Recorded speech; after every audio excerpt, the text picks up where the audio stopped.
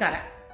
ಕನ್ನಡದ ಖ್ಯಾತ ಕವಿ GS ಶಿವರುದ್ರಪ್ಪನವರು ಬರೆದಿರುವಂತಹ ಈ ಸಾಲುಗಳು ನನಗೆ ತುಂಬಾ ಈ ವಿಡಿಯೋ ಮಾಡೋಕ್ಕೆ ಪ್ರೇರಣೆ ಅಂತಾನೆ ಹೇಳಬಹುದು.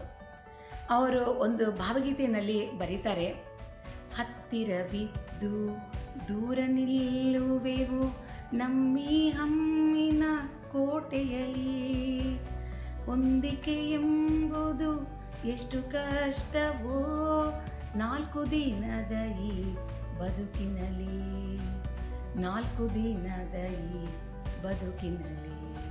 ಎಷ್ಟು ಸತ್ಯವಾದ ಮಾತುಗಳಲ್ವಾ. ಹೊಂದಿಕೆ, ಅಡ್ಜಸ್ಟ್ಮೆಂಟ್, ಕಾಂಪ್ರಮೈಸ್, ಹೀಗೆ ಯಾವುದೇ ಒಂದು ಅರ್ಥದಲ್ಲಿ ನಾವು ಇದನ್ನು ನೋಡಿದಾಗ ಹೊಂದಿಕೆ ಅನ್ನೋದು ನಮಗೆಲ್ಲರಿಗೂ ಜನ್ಮಗತವಾಗಿ ಬಂದಿರುವಂಥ ಸಹಜ ಗುಣ ಅಂತಾನೆ ನನಗನ್ಸುತ್ತೆ. ಅಮ್ಮನ ಗರ್ಭದಲ್ಲಿ 9 ತಿಂಗಳ ಕಾಲ ನಾವು ಹೊಂದ್ಕೊಂಡಿರ್ತೀವಿ. ಯಾಕಂದರೆ ಭೂಮಿ ಮೇಲೆ ಬರಬೇಕಾದ್ರೆ ಆ ಪುಟ್ಟ ಜಾಗದಲ್ಲೇ ನಾವು ಹೊಂದ್ಕೊಂಡು ಕೂತ್ಕೊಂಡಿರ್ತೀವಿ. ಅದರಲ್ಲೂ ಅವಳಿ ಜವಳಿ ಮಕ್ಕಳಿದ್ರೆ ಒಮ್ಮೊಮ್ಮೆ 3 ಮಕ್ಕಳಿದ್ರೂ ಕೂಡ ಅದೇ ಜಾಗದಲ್ಲಿ ಅವರೆಲ್ಲರೂ ಹೊಂದ್ಕೊಂಡು ಕೂತ್ಕೊಂಡಿರ್ತಾರೆ. ಅದೇ ರೀತಿಯಲ್ಲಿ ನಾವು ಅಮ್ಮ ಮಗುವಿನ ಮೊಟ್ಟ ಮೊದಲನೇ ಬಾರಿಗೆ ಶಾಲೆಗೆ ಅಥವಾ ಹಾಸ್ಟೆಲ್ಗೆ ಕಳಿಸೋವಾಗಲೂ ಕೂಡ ಹೇಳುವಂಥ ಮೊದಲನೇ ಮಾತು ಹೊಂದಿಕೆ ಆಗಿರುತ್ತೆ. ಮಗು ಶಾಲೆಯೊಂದಿಗೆ ಬೇರೆ ಮಕ್ಕಳೊಂದಿಗೆ ನೀನು ಹೊಂದ್ಕೊಂಡು ಹೋಗಬೇಕು, ಯಾರ ಜೊತೆಯಲ್ಲೂ ಜಗಳ ಮಾಡಬಾರ್ದು ಅಂತ ಅಮ್ಮ ಹೇಳಿ ಕಳಿಸ್ತಾರೆ. ಮತ್ತು ಮಗಳನ್ನು ಮದುವೆ ಮಾಡಿ ಅತ್ತೆ ಮನೆಗೆ ಕಳಿಸೋವಾಗ ತಂದೆ ತಾಯಿ, ಮುಖ್ಯವಾಗಿ ತಾಯಿ ಮಗಳಿಗೆ ಹೇಳುವಂಥ ಮೊದಲನೇ ಮಾತು ಹೊಂದಿಕೆ ಬಗ್ಗೆನೇ ಆಗಿರುತ್ತೆ. ಅಮ್ಮ ಹೇಳ್ತಾರೆ, ಹೊಸ ಮನೆಯಲ್ಲಿ ಹೊಸ ಜನರ ನಡುವೆ ಹೊಂದ್ಕೊಂಡು ಹೋಗಬೇಕು, ಅವರ ಹೊಸ ಜೀವನವನ್ನು ನೀನು ಅವರ ಜೊತೆಯಲ್ಲೇ ನೀನು ಜೀವಿಸಬೇಕು ಅಂತ ಅಮ್ಮ ಹೇಳಿ ಕಳಿಸ್ತಾಳೆ ಅಲ್ವಾ. ಇದೇ ರೀತಿ ನೋಡಿದಾಗ ಹೊಂದಿಕೆ ಅನ್ನೋದು ನಮ್ಮ ಕೇವಲ ಮನೆಯವರಿಗೆ ಮಾತ್ರ ಅಲ್ಲ, ಪಕ್ಕದ ಮನೆಯವರ ಜೊತೆಯಲ್ಲಿಯೂ, ಬಂಧು ಮಿತ್ರರಲ್ಲಿ, ನಾವು ಕೆಲಸ ಮಾಡುವಂಥ ಒಂದು ಕಾರ್ಯಾಲಯದಲ್ಲಿ ಸಹೋದ್ಯೋಗಿಗಳೊಂದಿಗೆ, ಹೀಗೆ ಜೀವನದ ಪ್ರತಿ ಹಂತದಲ್ಲೂ ಹೊಂದಿಕೆ ಅನ್ನೋದು ನಮ್ಮ ಜೊತೆಯಲ್ಲೇ ನಮ್ಮ ಜೊತೆ ಬರ್ತಾ ಇರುತ್ತೆ.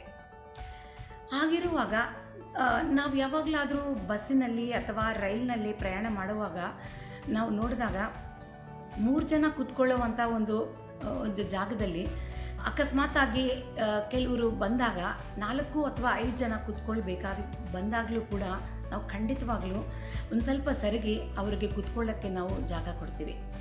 ಕೇವಲ 2 ಅಥವಾ 3 ಗಂಟೆಗಳ ಕಾಲ ಅವ್ರ ಸ್ಟೇಷನ್ ಬರುತ್ತೆ, ಅವ್ರು ಇಳಿದು ಹೋಗ್ತಾರೆ ಅನ್ನೋ ಒಂದು ನಂಬಿಕೆಗೆ ನಾವು ಈ ಥರ ಮಾಡ್ತೀವಿ. 3 ಜನ ಕೂತ್ಕೊಳ್ಳುವಂಥ ಸ್ಥಳದಲ್ಲಿ ನಾವು ಅಡ್ಜಸ್ಟ್ ಮಾಡಿಕೊಂಡು 4 ಅಥವಾ 5 ಜನರನ್ನು ಕೂಡಿಸ್ಕೊಳ್ಳುವಂಥ ಮಾನಸಿಕ ಸ್ಥಿತಿಯಲ್ಲೂ ಕೂಡ ಹೊಂದಿಕೆ ಅನ್ನೋ ಗುಣನ ನಾವು ನೋಡ್ತೀವಿ. ಆದರೆ ಈ ಜೀವನ ಕೂಡ ಒಂದು ರೀತಿಯ ಒಂದು ಪ್ರಯಾಣವಿದ್ದಂಗೆ ಅಲ್ವೇ. ನಾವು ಎಷ್ಟು ವರ್ಷಗಳ ಕಾಲ ನಾವು ಜೊತೆಯಲ್ಲಿ ಈ ಪ್ರಯಾಣ ಮಾಡ್ತಾ ಇದ್ದೀವಿ, ತಿಂಗಳ ಕಾಲ ಅಥವಾ ದಿನಗಳು ಅಥವಾ ಗಂಟೆಗಳಲ್ಲೂ ಗೊತ್ತಿಲ್ಲ. ನಮ್ಮ ಸ್ಟೇಷನ್ ಯಾವಾಗ ಬರುತ್ತೆ ಅಂತ ನಮಗೆ ಗೊತ್ತೇ ಇಲ್ಲ. ಆದರೂ ಕೂಡ ಇದೊಂದು ರೀತಿಯ ಒಂದು ಪ್ರಯಾಣ ಅಂತ ನಮಗೆಲ್ಲರಿಗೂ ಚೆನ್ನಾಗಿ ಗೊತ್ತಿದೆ. ಆದರೆ ನಾವು ಈ ಅಹಮ್ಮಿನ ಕೋಟೆಯಿಂದ ಬರಲಿಕ್ಕೆ ಇಷ್ಟನೇ ಪಡೋದಿಲ್ಲ, ನಾವು ಹೊಂದಿಕೆ ಮಾಡ್ಕೊಳ್ಳೋಕ್ಕೆ ಇಷ್ಟನೇ ಪಡೋದಿಲ್ಲ. ನಾನು ಸರಿಯಾಗಿದ್ದೀನಿ, ನಾನೇನಕ್ಕೆ ಅಡ್ಜಸ್ಟ್ ಮಾಡ್ಕೋಬೇಕು, ಅವ್ರು ಸರಿ ಇಲ್ಲ, ನಾನು ಕರೆಕ್ಟು ಅನ್ನೋ ಈ ಅಹಮ್ಮಿನ ಕೋಟೆದಿಂದ ಆಚೆ ಬಂದು ನೋಡಿದಾಗ ನಾವು ತುಂಬ ತುಂಬ ತುಂಬ ಕಡಿಮೆ ಸಮಯದಲ್ಲಿ ನಾವು ಈ ಪ್ರಯಾಣವನ್ನು ಮಾಡ್ತಾ ಇದ್ದೀವಿ ಅನ್ನೋ ಸತ್ಯ ನಮಗೆಲ್ಲರಿಗೂ ಕೂಡ ತುಂಬ ಚೆನ್ನಾಗಿ ಗೊತ್ತಿದೆ. ಆದರೂ ಕೂಡ ಅದನ್ನು ನಾವು ಮನಸ್ಸಿಗೆ ತಗೊಂಡು ಇತರರನ್ನು ಕ್ಷಮಿಸಿ ಮುಂದಕ್ಕೆ ನಡೆಯುವಂಥ ಒಂದು ಗುಣವನ್ನು ಇಟ್ಕೊಳ್ಳೋಕ್ಕೆ ತುಂಬ ಕಷ್ಟ ಆಗುತ್ತೆ ಅಲ್ವಾ. ಹೊಂದಿಕೆ ಅನ್ನೋದು ಎಷ್ಟು ಕಷ್ಟವೋ 4 ದಿನದ ಈ ಬದುಕಿನಲ್ಲಿ. ಎಷ್ಟು ಸುಂದರವಾದ ಸಾಲುಗಳು ಅವರು ಬರೆದಿದ್ದಾರೆ. ಆದರೆ ಪ್ರಯತ್ನಪೂರ್ವಕವಾಗಿ ನಾವು ಮಾಡಿದಾಗ ಖಂಡಿತವಾಗಲೂ ಹೊಂದ್ಕೊಂಡು ಹೋಗುವುದು ನಮಗೆಲ್ಲರಿಗೂ ಗೊತ್ತಿರುವಂಥ ಒಂದು ಕಲೆನೇ ಆಗಿರುವಾಗ ಅದರಲ್ಲಿ ಸ್ವಲ್ಪ ಪ್ರಯತ್ನ ನಾವು ಮಾಡಬೇಕಷ್ಟೆ ಅಂತ ನಾನು ಅಂದ್ಕೊಳ್ತೀನಿ.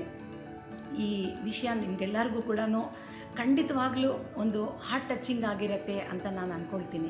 ನಿಮ್ಮ ಮನಸ್ಸಿನಲ್ಲಿ ಬರುವಂಥ ಆಲೋಚನೆಗಳು ಕೂಡ ನನ್ನ ಜೊತೆಯಲ್ಲಿ, ನಮ್ಮ ಚಾನೆಲ್ ಜೊತೆಯಲ್ಲಿ ನೀವು ಕಾಮೆಂಟ್ ಬಾಕ್ಸ್ದಲ್ಲಿ ನೀವು ಶೇರ್ ಮಾಡ್ಬೋದು.